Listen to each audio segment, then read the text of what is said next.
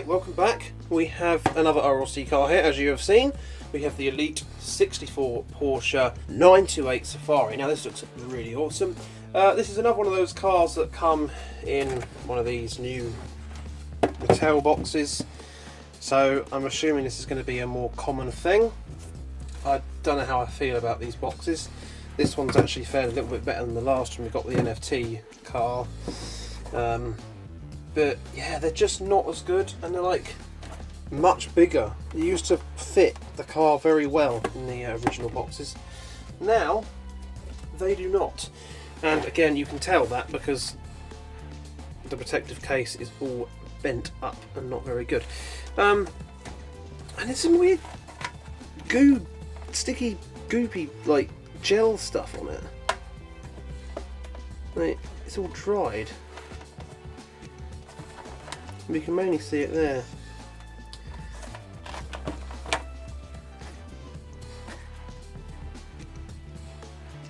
I don't know what that stuff is, but yeah. So the outer case, again, it's only really a protector, but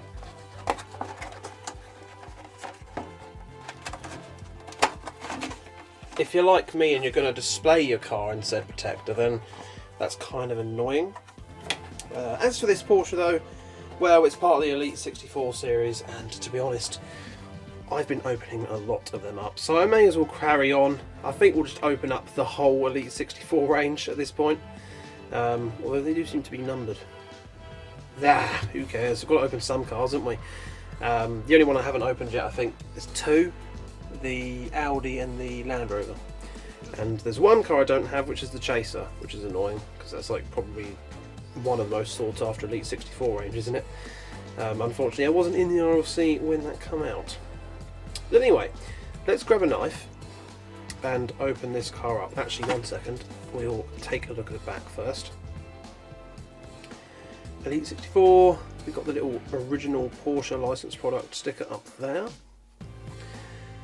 Country of origin Germany, produced from 1977 to 1995. Length, width, height, weight, all not applicable. It's got a V8 engine, Christ. Transmission, 4-speed automatic or a 5-speed manual. Very, very cool. This cutout is still such a cool thing. That gets me every time with these RLC cars. I love the look of that. And yeah, you got like brands and stuff all around there. But yeah, let's crack it out of its case. Oh, I got a kniff. Dirty kniff. Ew.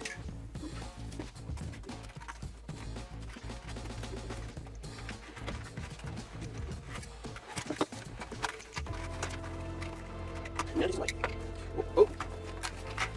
There we go. I like how when you cut it off as well, because they've got these like extra protected things, you almost get like a little car holder. Let's get it out. Put that over to the side there, and then we have the car, which is nice and weighty, so that's good.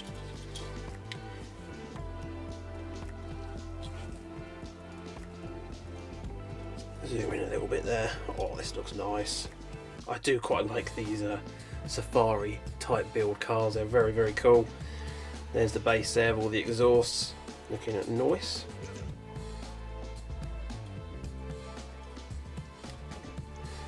And I like the wheels on this casting as well. That kind of coppery colour. Very, very cool rally wheels there. We've got all the extra lights, all the spotlights and stuff on the front, in the hood, as well as on the... Sorry, I'm just trying to figure out where the focus is here, because again it seems like it's not focusing on my gloves, I don't think. Should be central focus, but perhaps I'm coming too close. Ooh. Porsche likes your personal space.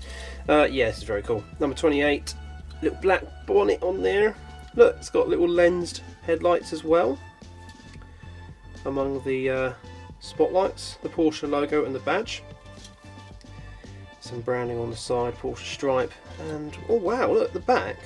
This is quite a rare thing for Hot Wheels, I think. The back has actually got lensed rear lights. That is very cool. And of course the spare wheel in the back is the proper spare wheel. It's not some random different looking wheel, which is pretty cool. So that is very cool indeed. I say it's pretty cool in orange, just a glossy orange. Nothing too special, but it does look pretty cool. You've got the little steering wheel in there as well. Oh yeah, pretty awesome. What do you think of this then? Are you into the safari vehicles like this yourself, or are you more of the regular Porsche goer? I think that is very cool actually. Let's zoom in on that. Oh yeah, that's pretty cool. So I'll keep things short with that. All in all, pretty chuffed with that. Pretty cool looking car. The Elite 64 range as a whole has been pretty solid. Some very good cars.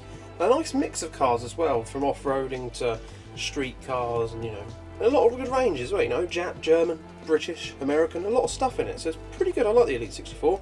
Let me know what you think of that range down below. But yeah, I'll keep things short and sweet with this video. Thank you so much for watching, and yeah, good luck in your peg hunting and your RC purchases, and I hope to see you again in the next video. Oh wow. That was a satisfying noise.